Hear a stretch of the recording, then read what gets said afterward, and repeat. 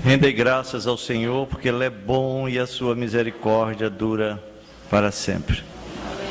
Abramos nossas Bíblias no livro do profeta Daniel, capítulo 8. Profeta Daniel, capítulo 8. Nesse momento vamos ler apenas um versículo, mas você não desmarque a Bíblia, ou não desmarque o texto na Bíblia. Versículo 16. Diz assim: E ouvi uma voz de homem de entre as margens do Ulai, a qual gritou e disse: Gabriel, dá a entender a este a visão. Vamos orar. Senhor, Deus precioso, bondoso, e-nos em tuas mãos. Confessamos agora que de nós mesmos não temos capacidade para nada, nem para expor a tua palavra, nem como congregação para ouvir, entendê-la e muito menos aplicá-la à nossa vida. Assim, Senhor, pedimos que tu opere graciosamente com teu Espírito na vida do pregador, ungindo-o com poder do alto, com sabedoria, com discernimento, com fidelidade, acima de tudo, à exposição das tuas Escrituras, mas também prepara a tua igreja para receber essa palavra, dando o discernimento e entendimento necessário, a capacitação ao Senhor de aplicá-la às suas vidas. Que todos aqui saiamos deslumbrados com a tua grandeza. Que cada um diminua e que Jesus Cristo cresça aos nossos olhos. Assim nós te rogamos em nome de Jesus. Amém. Título da mensagem de hoje à noite: O governo de Deus na história, parte 2. O governo de Deus na história, parte 2. Nós vamos analisar o capítulo 8, irmãos. E antes de analisar o capítulo 8, eu preciso fazer uma observação importante. Importante, preste atenção. O livro de Daniel foi escrito em duas línguas, hebraico e aramaico. Daniel, capítulo 1, versículo 1, ao capítulo 2, versículo 4, parte A do versículo 4, foi escrito para os judeus e está em hebraico. Daniel 2, 4, parte B, até o 7, 28, que traz profecias sobre as nações gentílicas, está em aramaico. A língua que era usada, que era falada pelos povos daquela região. Agora, prestem atenção, Daniel 8, de 1 até o 12, versículo 13, que traz profecias sobre a nação judaica, está em hebraico. Deus usa Daniel, e Daniel age desse modo, porque as verdades das coisas futuras, aqui relatadas em 8:1 até 12:13, constituem-se em algo muito particular para os judeus. No caso específico, no capítulo 8, a visão prediz que esses irmãos, após a libertação do exílio babilônico, que estava bem pertinho de acontecer, estariam nas eras seguintes sob a influência dos governos medo-persa e grego. Então, é isso que está dizendo aí o capítulo 8, certo? A visão prediz que esses irmãos, após a libertação do exílio babilônico, estariam nas eras seguintes sob a influência dos governos medo-persa e grego. E Daniel não quer que esses irmãos se iludam com esperanças de que depois do seu retorno para a própria terra, eles fiquem pensando que vão desfrutar de uma tranquilidade total. Bom, ficamos debaixo do domínio babilônico durante 70 anos, mas agora, retornando, estamos livres. Não, Daniel não quer que eles se iludam dessa maneira. Pelo contrário, Daniel quer que eles conheçam as adversidades futuras, pós-exílio, né? Pós-exílio, e o resultado dessas adversidades. Daniel quer mostrar que debaixo da influência desses governos, medo-persa e grego, aqueles judeus vão enfrentar muita perseguição, muita dor, muito sofrimento e morte, mas que Deus está no controle de todas as coisas. É isso que Daniel quer ensinar a esses que estão retornando. Desse modo, eles ficariam menos impactados quando essas coisas começassem a acontecer. Eles iam lembrar de Daniel, lembrar que Daniel profetizou isso no capítulo 8. E ao mesmo tempo, eles iam manter a esperança, porque eles iam saber que Deus está no controle de toda a situação. O propósito de Daniel é que eles enxerguem Deus como o Senhor da história dos reinos e da história deles, como está relatado na visão. Entendeu? O propósito da visão? Então vamos ver como Daniel descreve essa visão, versículos 1 e 2. 8, versículos 1 e 2. Eu já disse para vocês que o livro de Daniel não está escrito numa ordem cronológica, né? Versículo 1. No ano terceiro do reinado de Belsazar, isto é, o último ano do seu reinado, os dedos de Deus estão prestes a escrever na parede do palácio a condenação de Belsazar. Então pense nisso. Quando Daniel recebe essa visão, ele está lá no reinado de Belsazar, que é neto de Nabucodonosor. É ele que está governando. E ele está no último ano do seu reinado, no terceiro. Lembre-se que a visão que ele teve no capítulo 7 foi no primeiro ano do reinado de Belsazar. Agora é no terceiro ano, certo? E como é o último ano dele, os dedos de Deus estão prestes a escrever naquela parede caiada ali do palácio a condenação de Belsazar. E a interpretação da escrita foi a seguinte: contou Deus o teu reino e deu cabo dele. Pesado foste na balança e foste achado em falta. Dividido foi o teu reino e dado aos medos e aos persas. É nesse contexto aí, meus irmãos, certo? Pertinho aí dessa ação final aí do reino de Belsazar, né? Que Daniel tem essa visão. Nesse contexto ele diz que eu, Daniel, continuando agora, o versículo 1.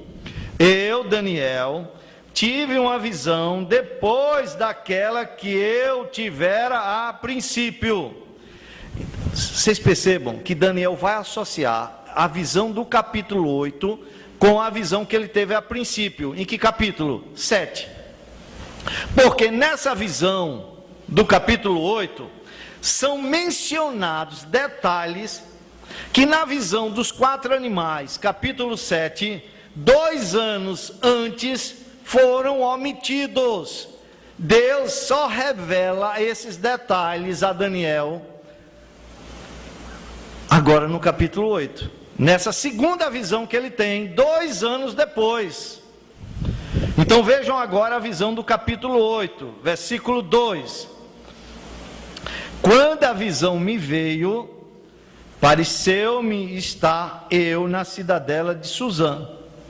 Suzã, meus irmãos, era a capital de inverno dos reis persas.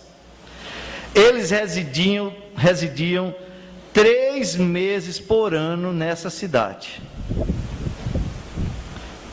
é a província, segundo o versículo 2, de Elão, e vi que estava junto ao rio Ulai. Bom, eu preciso que vocês entendam isso.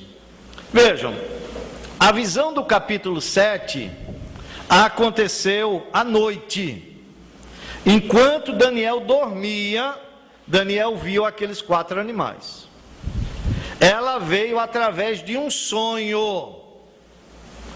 Mas esta do capítulo 8 ocorreu de dia, enquanto Daniel estava consciente. E veio em forma de um arrebatamento espiritual. Daniel é levado em espírito à cidade de Suzã, na província de Elão. Foi o mesmo que ocorreu com Ezequiel. Se você já leu o livro de Ezequiel, quando ele estava cativo na Babilônia, e foi levado com frequência no espírito à terra de Israel. Então, na visão agora do capítulo 8, Deus revela-se a Daniel como aquele que tem o governo sobre todas as coisas, inclusive da história desse mundo. Então, com base nessa visão, quero destacar 2 aspectos do governo soberano de Deus na história. Primeiro, Deus governa soberanamente a história das nações. Versículo 3, vamos lá, agora vai ficar mais fácil para vocês entenderem depois do capítulo 7, né? Então levantei os olhos e vi. Aí vem uma pergunta: o que Daniel vê? E eis que diante do rio estava um carneiro, o qual tinha 2 chifres. Aí vem uma pergunta agora, olhe para mim a pergunta: o que é este carneiro e o que são os 2 chifres? A pergunta é de retórica, só para você pensar. Vou dar uma paradinha. Agora leia o verso 20. Veja a resposta que Daniel recebe do anjo. Aquele carneiro com 2 chifres que viste são os reis da Média e da Pérsia. Assim fica fácil, não é? Saber o que é, né? Certo? Isto é, o reinado de Belsazar está chegando ao fim, e Daniel vê surgindo novo reino no cenário mundial. Um reino conjunto dos medos e dos persas. A Babilônia era tão forte que não havia um reino sozinho que conseguisse tomá-la. Foi necessária uma união dos medos e dos persas para tomar a Babilônia.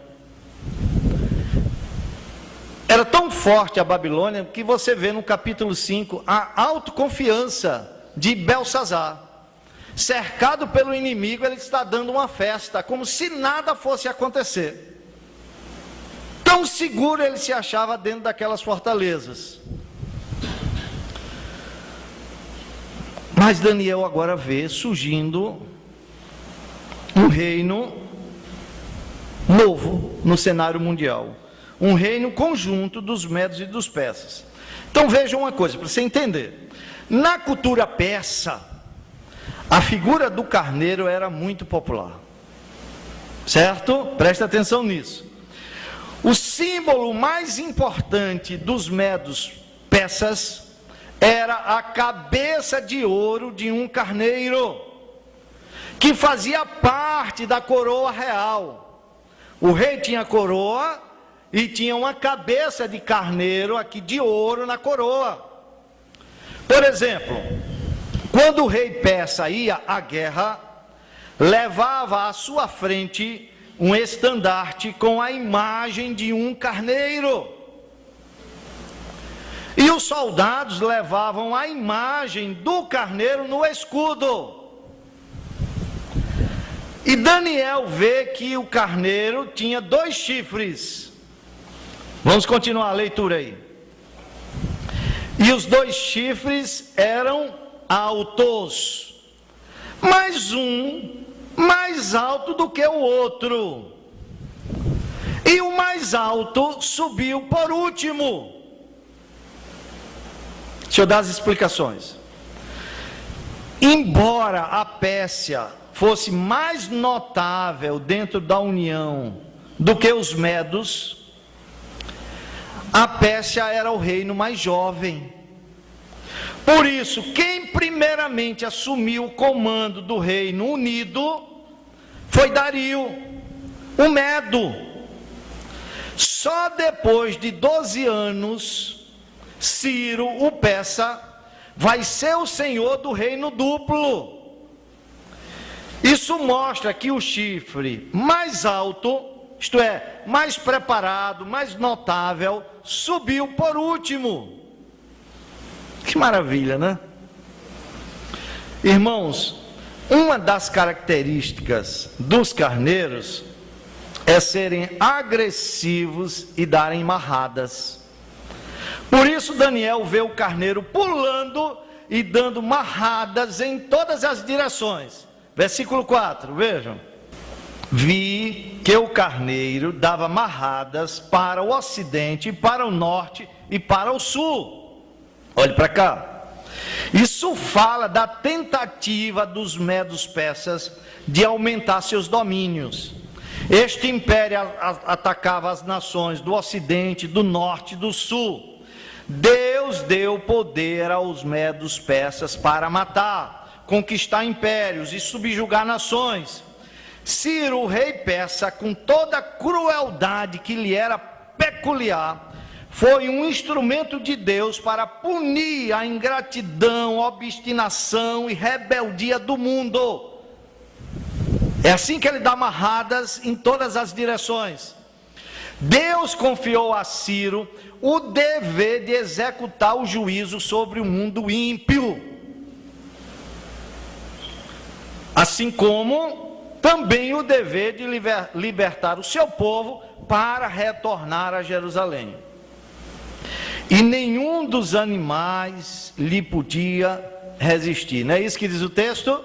Ele dava amarrada para lá, para cá, e nenhum dos animais lhe podia resistir. Esse carneiro se tornou tão poderoso que nenhum animal podia estar diante dele. E diz mais o que o texto? Nem havia quem pudesse livrar-se do seu poder. Então não havia nenhuma nação que dele escapasse, nenhuma que pudesse livrar-se da sua mão. Todas deveriam se submeter a ele. Agora, escute o finalzinho do versículo. Ele, porém, fazia segundo a sua vontade. Olha, a Pérsia fazia segundo a sua vontade, e assim se engrandecia, cada vez mais crescia. Os reis da Pérsia agiam conforme a sua vontade. Eles eram lei para si mesmo. Mesmo assim, alcançavam sucesso em todas as investidas contra as outras nações. E internamente, isto é, dentro do seu país, eles possuíam um poder incontrolável, tanto internamente como externamente. Razões que os tornaram notáveis. A Pérsia se considerava notável porque fazia o que queria. A Pérsia tornou-se senhor do mundo durante 214 anos. Mas Daniel não vê apenas a ascensão e prosperidade desse reino. Ele vê também a queda desse poderoso império. E isto, meus irmãos, 216 anos antes de acontecer os fatos. Versículo 5.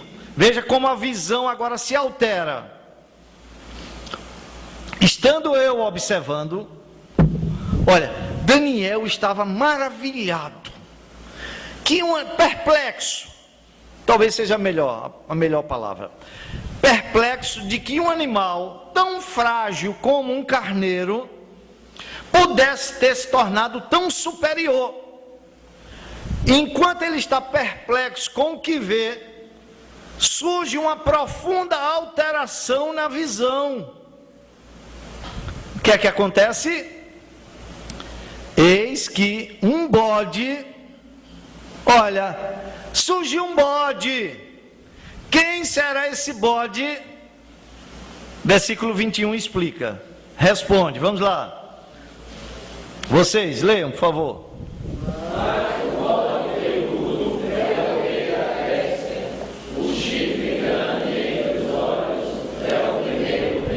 Aqui é uma clara referência a Alexandre, o grande, o filho de Filipe, rei da Macedônia.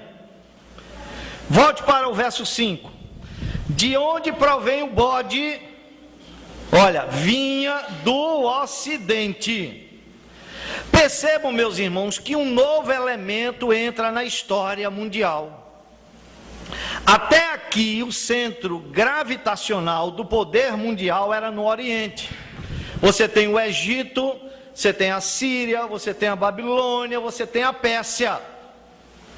Agora, pela primeira vez, o Ocidente entra em cena. O bode vem sobre toda a terra, mas sem tocar no chão.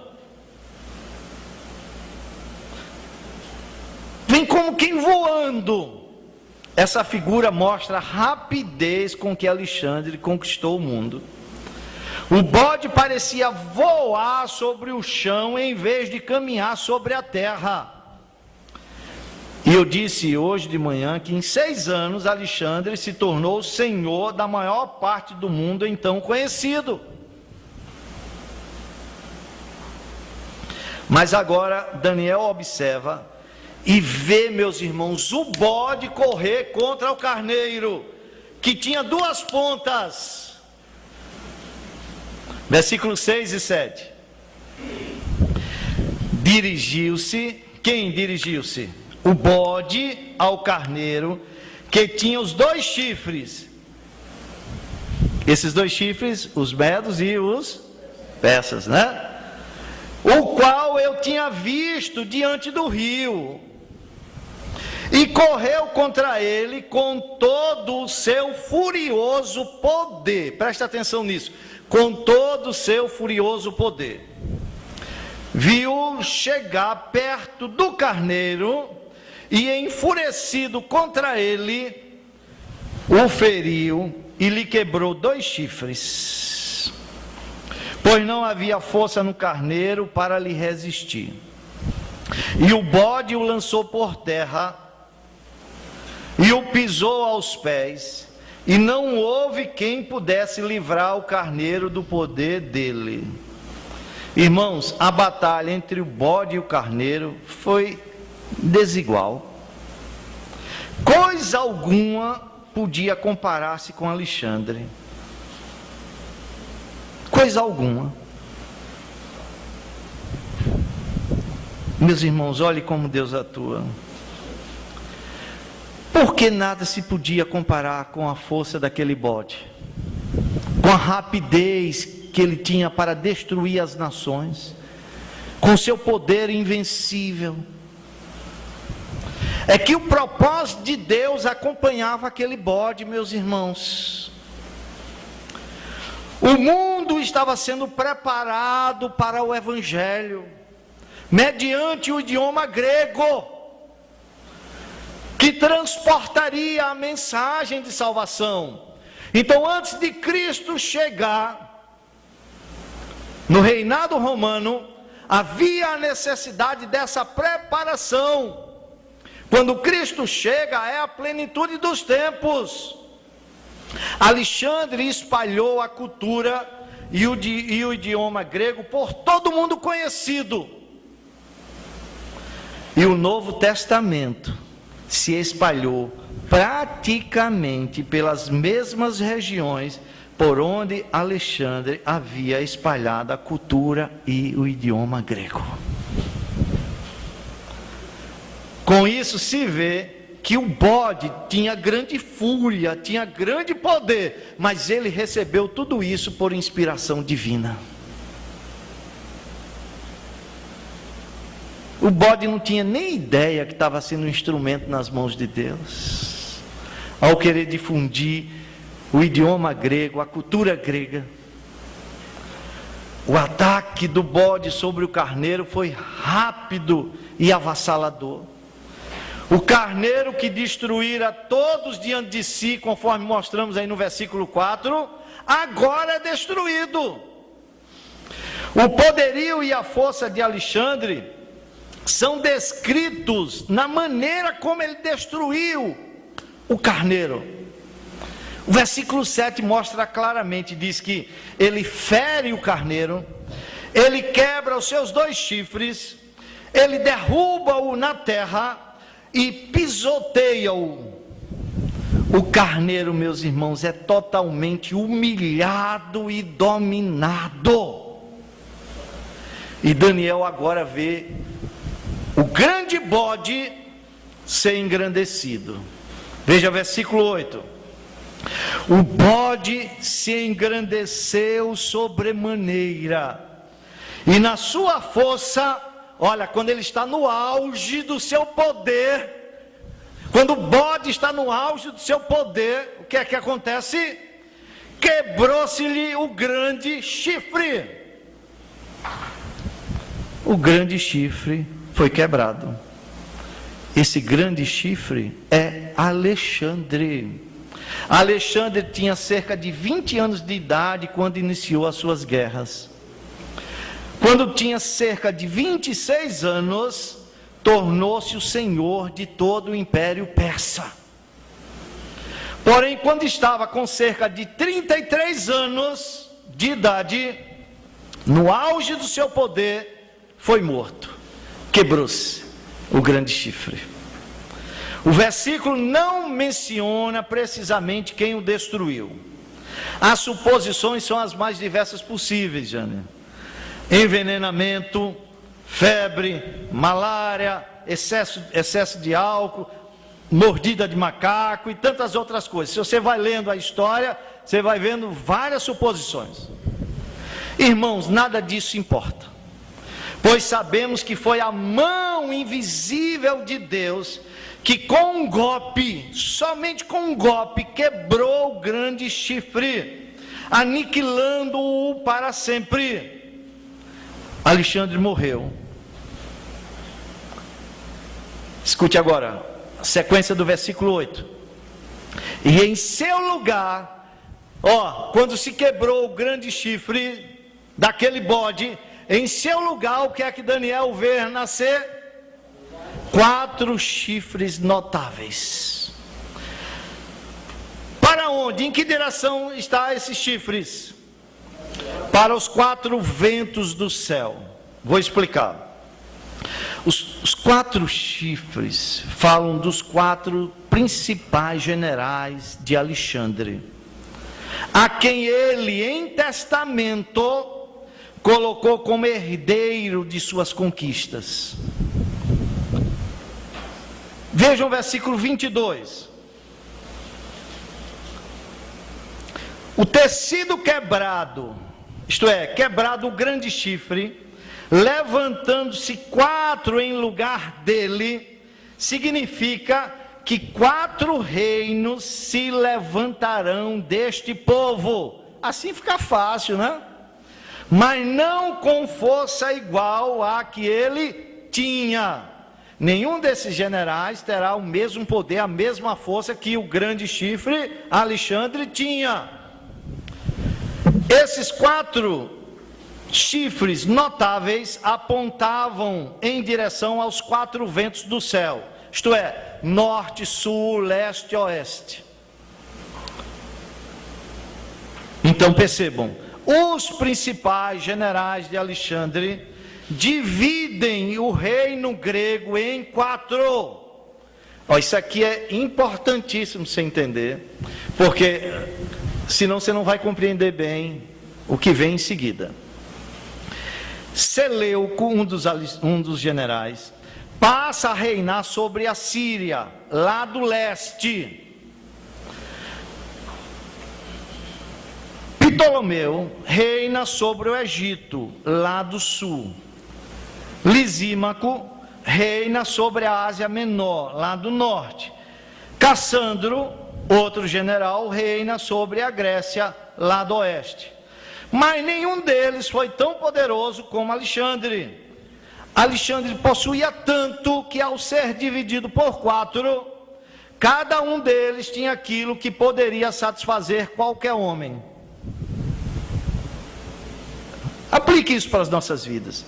Notem que aqueles que acumulam riquezas não sabem quem as colherá, nem a quem pertencerão todas as coisas que conquistaram. Portanto, irmãos, Deus, em seu governo soberano, levanta e derruba os reinos dos homens. Ele governa a história dos reinos desta terra. Esta é a primeira verdade que o texto nos ensina. Em segundo e último lugar, podemos ver que Deus, em seu soberano governo, cuida do seu povo. Cuida do seu povo. Esses reis se levantam, eles brigam entre si, cria muito alvoroço entre o povo, muito medo, muito temor, persegue a igreja, tenta destruir a igreja, mas a grande verdade é que Deus cuida do seu povo. Deus na história cuida do seu povo. Então, irmãos, em segundo e último lugar, Deus soberanamente governa sobre a história do seu povo. Então, algo surpreendente acontece na visão dos 4 chifres notáveis. Olha, isso aqui é fantástico, meus irmãos. A gente está com os 4 chifres, apontados cada um numa direção, norte, leste, sul, oeste. Mas algo fantástico acontece. É que de um desses chifres surge um pequeno chifre, que se tornou um notável perseguidor da igreja e do povo de Deus. Está entendendo aí a figura? Esse é o detalhe mais importante desta visão. Vamos ler dos versículos de 9 a 14. De um dos chifres saiu um chifre pequeno, e se tornou muito forte para o sul, para o oriente, escute agora, e para a terra gloriosa. Quase todos os comentaristas, é coisa quase que unânime, em afirmar que esse pequeno chifre é Antíoco Epifânio. Assim ele chamava a si mesmo. E também assim lhe chamavam seus amigos, Antíoco Epifânio. Antíoco significa Epifânio. Antíoco Epifânio significa o ilustre, o magnífico. É isso que significa o título Epifânes. Mas os inimigos o chamavam de Antíoco Epimânio, isto é, Antíoco o furioso, ou Antíoco Epimanes, Antíoco o louco. Então o sujeito não é fácil. Os inimigos chamavam ele de furioso e de louco. O verso 9 diz que ele cresceu extraordinariamente. Em que direção? Em direção ao sul. Ele se apoderou do Egito. E também para o oriente, ele invadiu a Pérsia e a Armênia. Mas o X da questão aqui, meus irmãos, está em que ele se indispôs contra a terra gloriosa. Que terra é essa gloriosa? A terra de Israel, assim chamada pelos sinais da presença de Deus nela, e por ser abençoada com revelações e instituições divinas.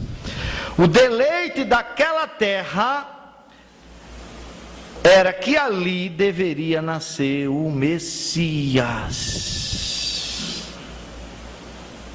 que seria tanto consolação como glória para Israel.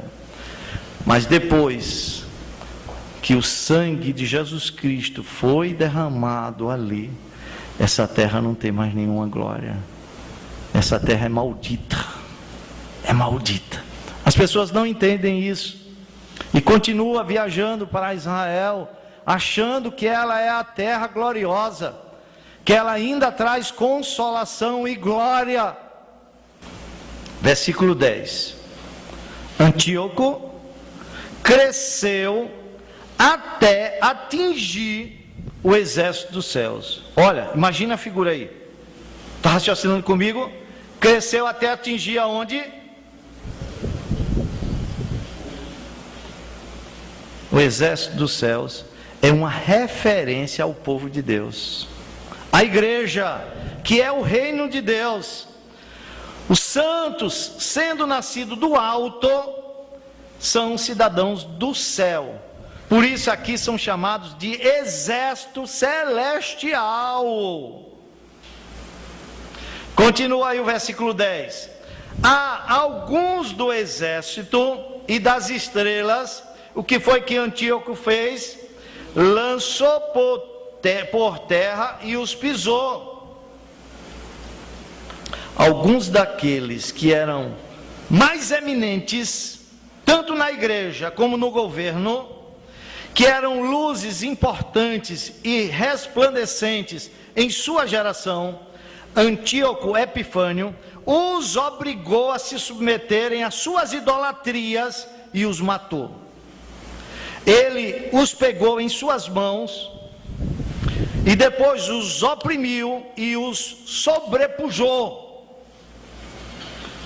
como o bom ancião Eleazar e seus 7 irmãos, que foi morto por Antíoco com cruéis torturas por terem recusado comer carne de porco. Isso, meus irmãos, eu estou falando da parte histórica. E na parte histórica você encontra tudo isso que eu estou dizendo aqui, se você ler 2 Macabeus. 2 Macabeus 6, 7 fala essa história. Não é um livro inspirado, não serve para ensinarmos doutrina através desses livros, mas ele serve como um fundo histórico para narrar e até testificar a comprovação das profecias. Então Antíoco era um homem astucioso e malicioso. Vejam o versículo 25, o que é que diz dele? Como é que ele vai crescer? Como é que aquele pequeno chifre vai se tornar tão grande? Como é que aquele pequeno chifre vai prosperar? Por sua astúcia nos seus empreendimentos. Ele fará prosperar o engano. No seu coração ele vai se engrandecer. E ele destruirá muitos que vivem despreocupadamente. Então eu quero que vocês entendam uma coisa. Os métodos pelos quais Antíoco alcançou a prosperidade não foi através de uma verdadeira coragem, sabedoria ou justiça, mas através das trapaças. Foi desse modo que ele seduziu muitos judeus infiéis. Eu quero que vocês vejam como ele era sagaz, ardiloso, astuto, malandro, mau caráter. No início do seu governo, a Palestina pertencia ao Egito dos Ptolomeus, pertencia ao Reino Sul, mas ele astuciosamente aproveitou-se da divergência entre os judeus que estavam divididos em 2 partidos e levou-os a se aliarem com ele, rompendo com o Egito. Quando os judeus se aliaram a ele, ele os explorou e os perseguiu cruelmente até a morte. Calcula-se que 100.000 judeus fiéis foram mortos por ele.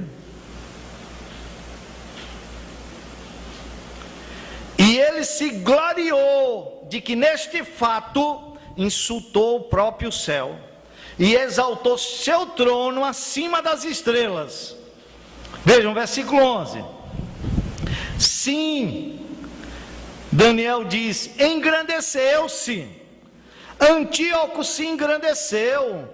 No seu coração ele se engrandeceu. Ele declarou ser Deus, ao ponto de mandar cunhar moedas que de um lado tinha a sua imagem e do outro lado tinha as seguintes palavras: do rei Antíoco, o Deus tornado visível, que traz vitória.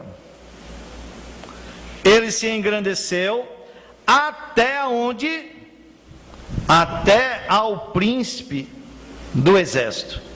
Isto é, ele afrontou Deus diretamente.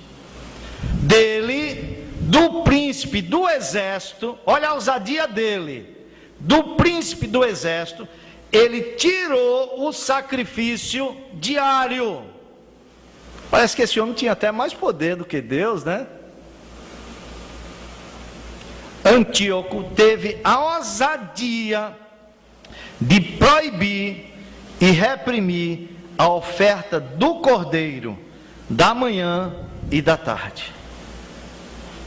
A oferta que Deus, o príncipe do exército, deu ordens aos seus servos para oferecer todos os dias para a sua glória sobre o seu altar. Com certeza ele retirou todos os outros sacrifícios, mas apenas o sacrifício diário é mencionado aqui, pois esta era a maior de todas as perdas. Entendam isso, meus irmãos. Pois era através desses sacrifícios que o povo judeu mantinha sua constante comunhão com Deus. E o lugar do seu santuário foi deitado abaixo. Antíoco lançou por terra o lugar do santuário de Deus, do príncipe do exército. Ele não só tirou o sacrifício diário do príncipe do exército, mas ele deitou por terra o santuário do príncipe do exército. Eu quero que vocês entendam uma coisa: ele não fez o que Nabucodonosor fez. Ele não queimou nem demoliu o templo, mas o lançou por terra ao profaná-lo. Fez dele o templo do deus Júpiter e colocou nele a imagem do deus Júpiter no templo do Senhor, meus irmãos. Por ordem de Antíoco, o templo foi profanado da maneira mais vil, indecente e imoral. Está lá em Macabeus, 2 Macabeus, você pode ver, e 1 Macabeus também, capítulo 1, versículos 21 a 24. O santuário de Jerusalém, a partir daquele momento, foi chamado de Templo de Júpiter Olímpico, ou Olimpo. Ele profanou o templo ainda quando mandou matar sobre o altar que se apresentava o sacrifício. Ele não só tirou o sacrifício, mas ele mandou matar sobre o altar um porco, e borrifar o sangue, e espalhou excremento sobre o santuário, obrigando os judeus a comerem carne de porco, sob ameaça de morte dentro do templo. Também mandou edificar altares e templos dedicados aos ídolos, sacrificando em seus altares porcos e reses imundas. Ele desarmou os habitantes, destruiu as muralhas, aboliu a lei de Moisés, proibiu a observância do sábado e proibiu a circuncisão. Uma mãe perdeu 7 filhos porque não quis circuncidá-los. Ele mandou matar,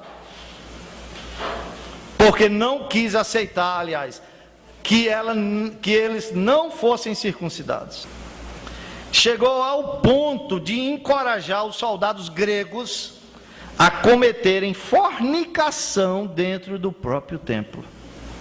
Eles levavam prostitutas para cometer fornicação dentro do próprio templo. Dessa forma, agora eu quero que vocês entendam uma coisa. Qual era o propósito de Antíoco? Helenizar os judeus. Dessa forma, esse rei blasfemou contra Deus, contra o culto e contra o povo de Deus. A gente aí, numa situação dessa, a gente faz uma pergunta: aonde está Deus? Onde está Deus que permite que esse pedaço de barro, esse pó, faça tudo isso contra o príncipe do exército? Versículo 12 explica: o exército lhe foi entregue. Você vai ver sempre essa expressão, meus irmãos. O exército lhe foi entregue com sacrifício diário. Escute agora: por causa das transgressões, e deitou por terra a verdade. Escute agora, Gonçalves. E o que fez, tudo o que ele fez, prosperou. Antíoco lançou a verdade por terra, pisoteou o livro da lei, a palavra da verdade, rasgou, queimou e fez o que podia para destruí-lo por completo, para que fosse perdido e esquecido para sempre. Vejam como os versos 23 e 25 descrevem esse ímpio, este ímpio. 23 a 25. Mas no fim do seu reinado, quando os prevaricadores acabarem, levanta-se-á um rei de feroz catadura, feroz de cara, fisionomia feroz. Só olhando para o cara você já tinha medo. E especialista em intrigas, grande é o seu poder, mas não por sua própria força. Que coisa, que maravilha! Ele se engrandecerá pela ajuda de seus aliados e pela deslealdade e vileza de alguns judeus que vão se aliar com ele. Judeus apóstatas, infiéis ao pacto, vão se aliar. Principalmente alguns sacerdotes que farão aliança com ele. Tudo isso é lógico, meus irmãos, com o mover da mão de Deus. Deus não está fora desse cenário. Agora, o que é que ele vai fazer? Vamos, quero ouvir vocês. Versículo 24, o que é que ele vai fazer? Causará estupendas destruições, prosperará,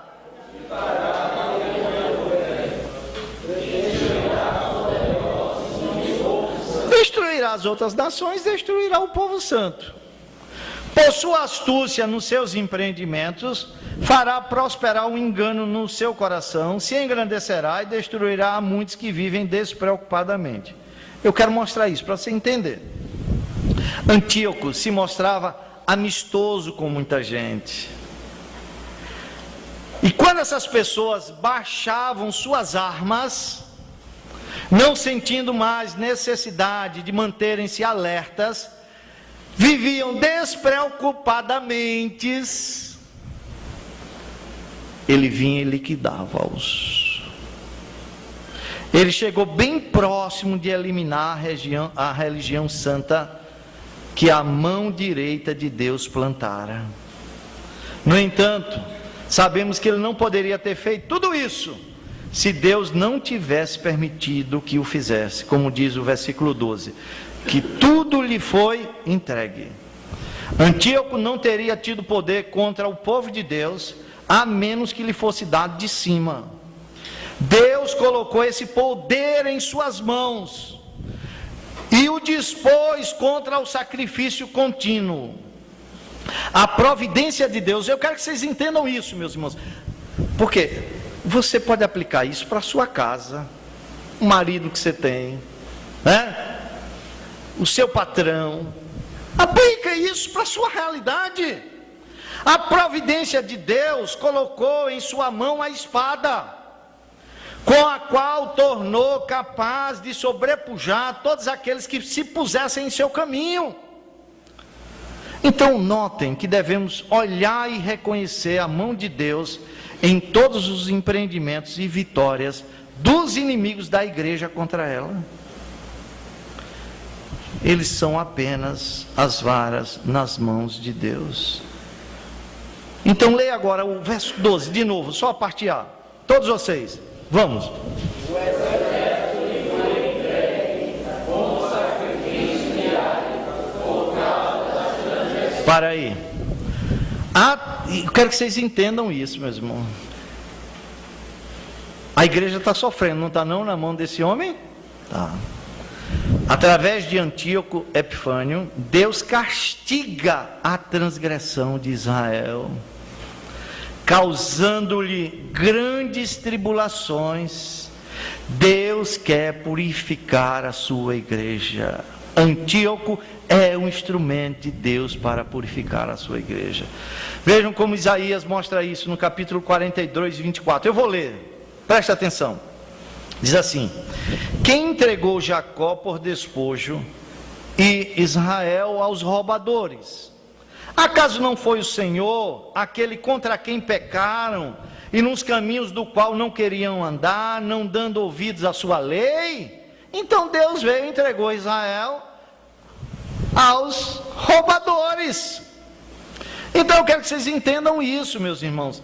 A grande transgressão dos judeus após o cativeiro, a gente está falando pós-exílio. Eles foram para o exílio por conta da idolatria. Voltaram do exílio curado da idolatria. Mas a grande transgressão agora, depois do retorno, é a profanação das coisas sagradas que os judeus estão fazendo. Entendam isso. Menosprezando o serviço a Deus. Eles estavam trazendo animais feridos e aleijados para o sacrifício, como se a mesa do Senhor fosse algo desprezível. Assim nós lemos lá em Malaquias 1, 7 e 8. Também lemos que os sacerdotes eram culpados lá em Malaquias 2, 8. Por essa razão, Deus o justo enviou Antíoco para tirar o sacrifício diário. Lá em Malaquias Deus diz assim: tomara que tivesse alguém aí que fechasse essas portas. Deus vai mandar Antíoco para tirar o sacrifício diário, para matar os sacerdotes e lançar por terra o lugar do santuário de Deus. Olha, escute só, meus irmãos, escutem só. Note que é justo que Deus prive dos privilégios de sua casa aqueles que menosprezam e profanam, e façam com que aqueles que não desejam desfrutar os benefícios dos seus rituais, os valorizem quando tiverem perdido a liberdade de praticá-los. Quantos têm a liberdade de vir para a igreja e não vêm? No sacrifício diário, não lê a palavra de Deus, não faz as suas orações. Então Deus é justo, que prive desses privilégios, dos privilégios da sua casa, aqueles que menosprezam e profanam, e façam com esses que não desejam desfrutar os benefícios de seus rituais, que eles venham valorizar quando tiverem perdidos a liberdade de praticá-los. Deus age da mesma forma em nossos dias, meus irmãos. Conheço igrejas que receberam durante muito tempo a palavra fiel, através de um pastor fiel, mas eles desprezaram esta palavra. Deus então tirou aquele santo homem e pôs no lugar dele um pastor infiel.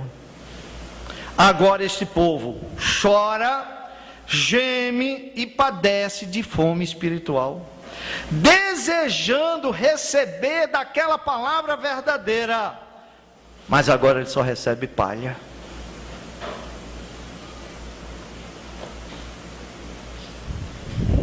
É justo que Deus faça isso? É.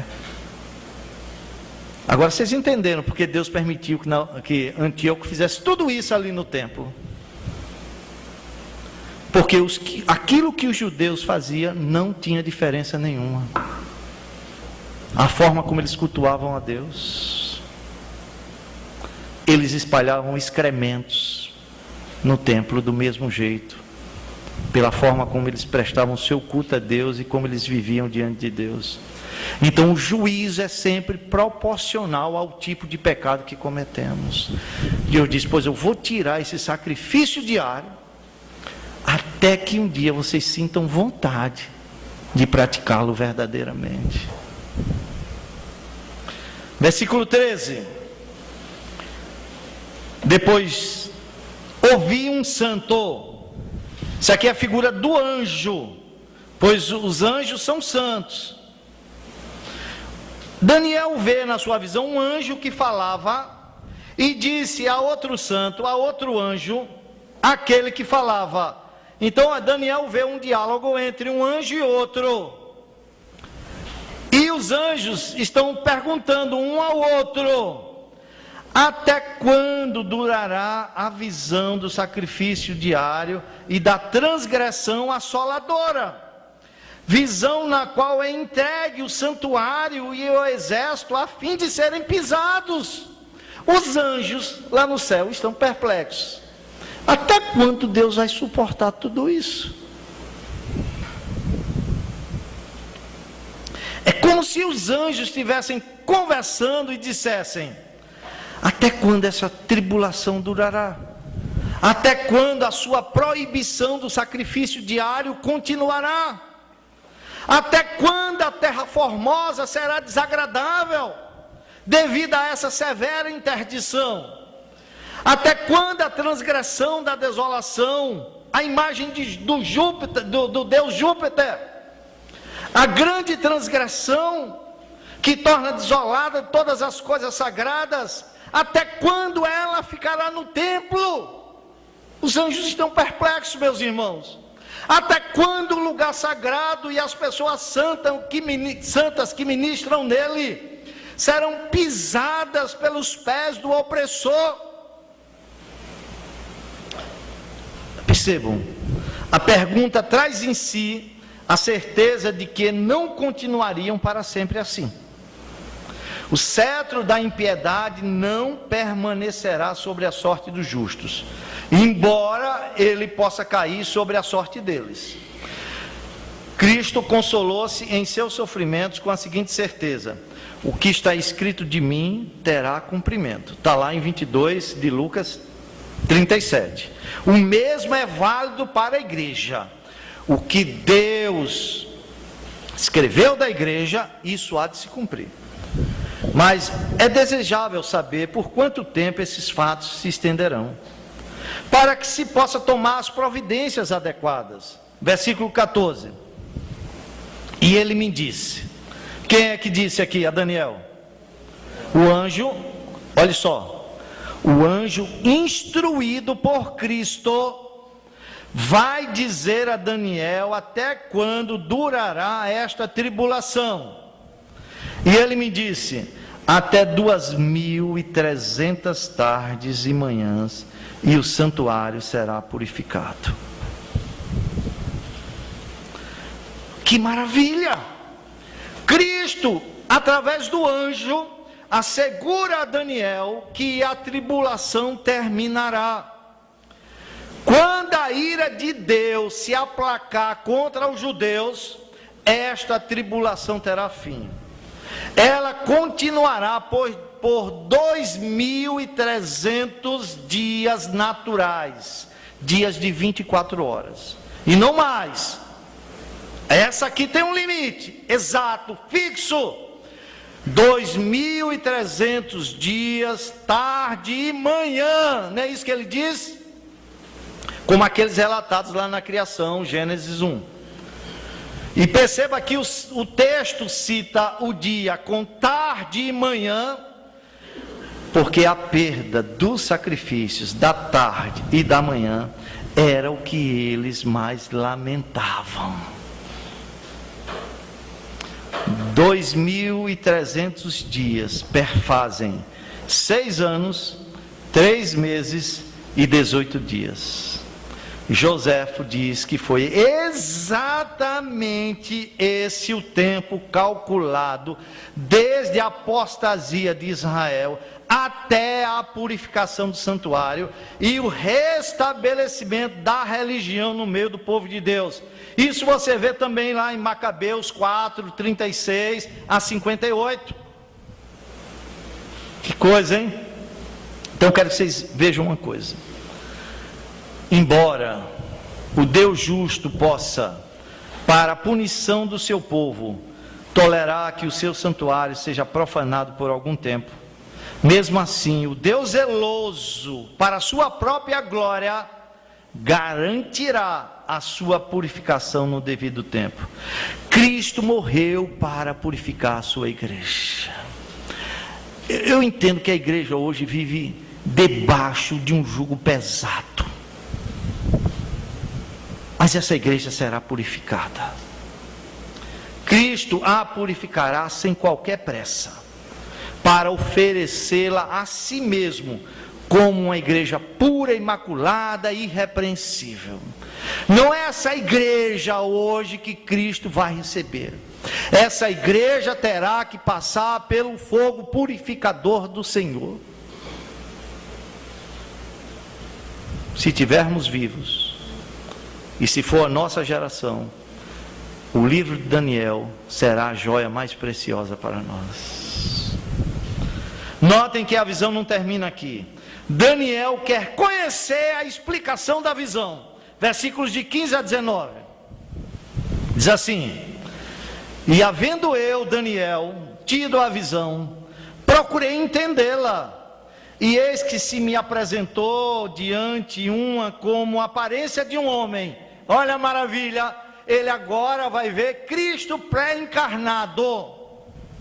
E ouvi uma voz de homem de entre as margens do Ulai, a qual gritou e disse: Gabriel, dá a entender a este a visão. Cristo ordena que o anjo Gabriel dê a Daniel o entendimento da visão. Quem mais pode dar ordem aos anjos senão Cristo? Versículo 17. Veio, pois, o anjo, para perto de onde eu estava. Ao chegar ele, fiquei amedrontado e prostrei-me com o rosto em terra. Mas ele me disse: entende, filho do homem, pois esta visão se refere ao tempo do fim. Falava ele comigo quando caí sem sentidos, desmaiei, rosto em terra. Ele, porém, me tocou, me pôs em pé no lugar onde eu me achava. Então vejam, olhe para cá para eu explicar. Embora Daniel fosse um homem de grande prudência e coragem, e estivesse familiarizado com as visões do Todo-Poderoso, ainda assim a aproximação de um mensageiro extraordinário do céu deixou-o com muito medo. Ele caiu sobre o seu rosto, mas não caiu para adorar o anjo não, meus irmãos, mas porque não podia suportar o ofuscante resplendor da glória deste anjo. Além do mais, estando prostrado sobre a terra, ele caiu em sono profundo. Irmãos, essa reação de Daniel demonstra o abismo moral que separa Deus e os anjos do restante da humanidade. Versículo 19. Aí o anjo fala e disse: eis que te farei saber o que há de acontecer no último tempo da ira, porque esta visão se refere ao tempo determinado do fim. Eu quero que vocês prestem atenção. Aqui não se refere ao fim do mundo, mas refere-se aos dias da perseguição de Antíoco Epifânio, o fim da ira de Deus sobre os judeus por conta das suas transgressões. Nesse tempo, diz o finalzinho do versículo 25, que Antíoco Epifânio levantar-se-á contra o príncipe dos príncipes, mas será quebrado sem esforço de mãos humanas. Isto é, ele será quebrado sem mão, quer dizer, sem a mão do homem. Entende isso? Ele não será morto em guerra, nem assassinado, como geralmente os tiranos o eram, mas cairá na mão do Deus vivo e morrerá por um golpe direto da vingança de Deus. Irmãos, essa profecia se cumpriu literalmente, e tudo aconteceu da seguinte maneira, segundo a história. Depois de algum tempo oprimido,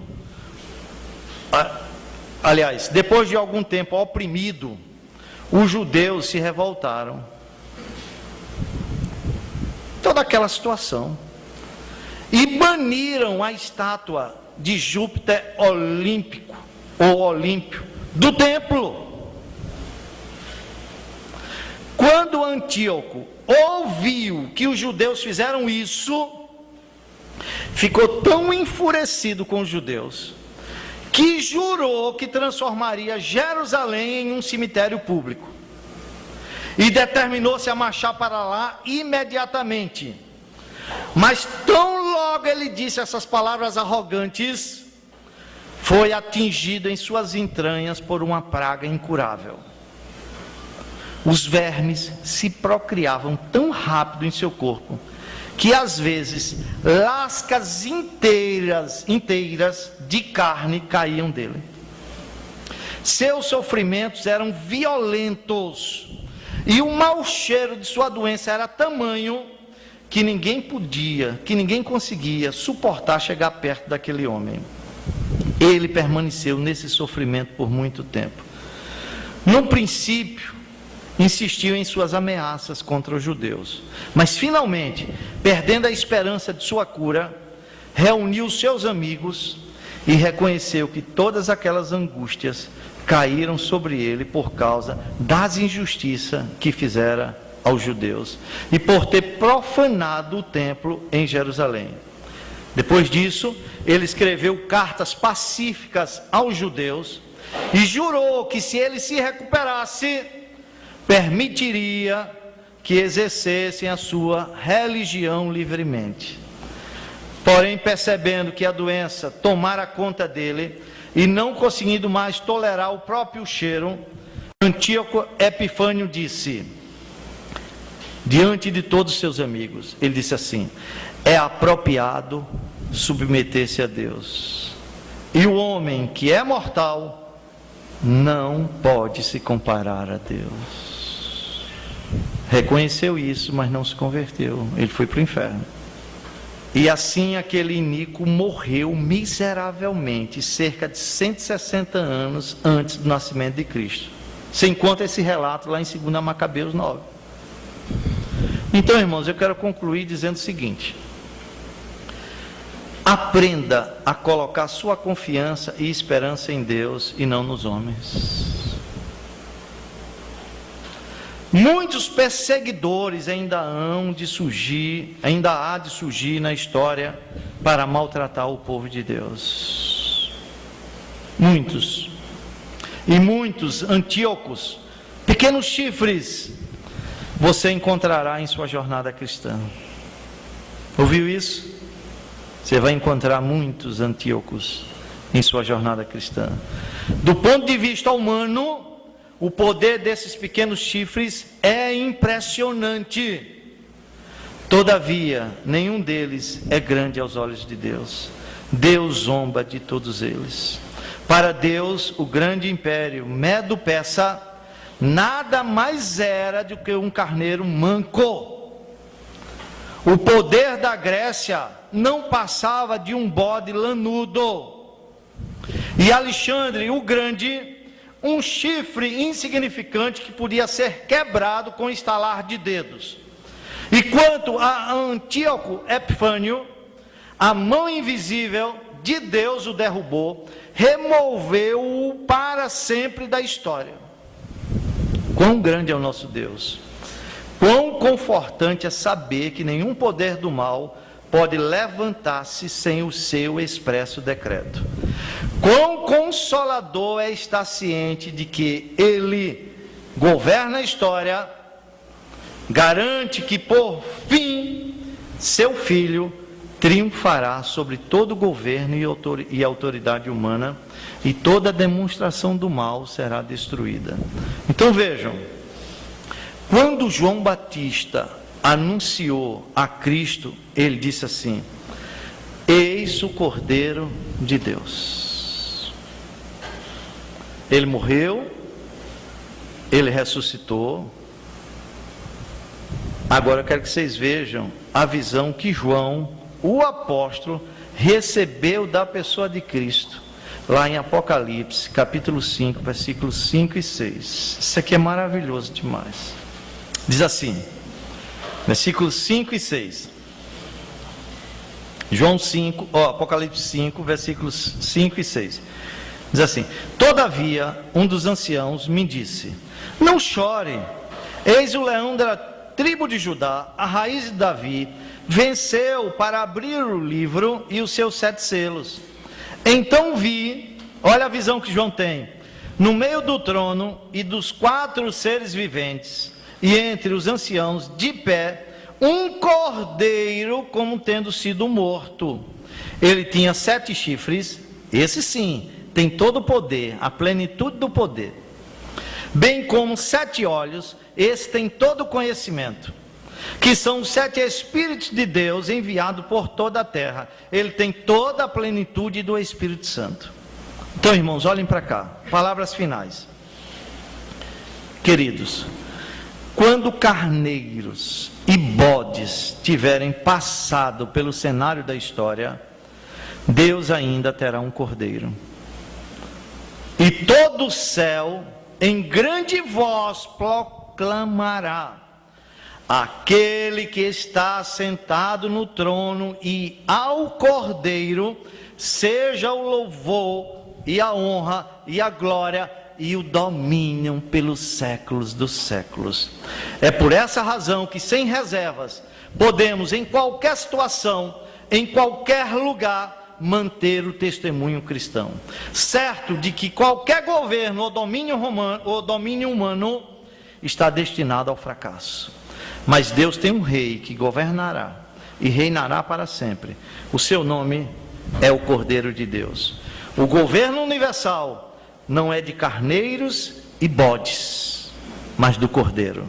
Amém, amém, amém. Deus nos abençoe.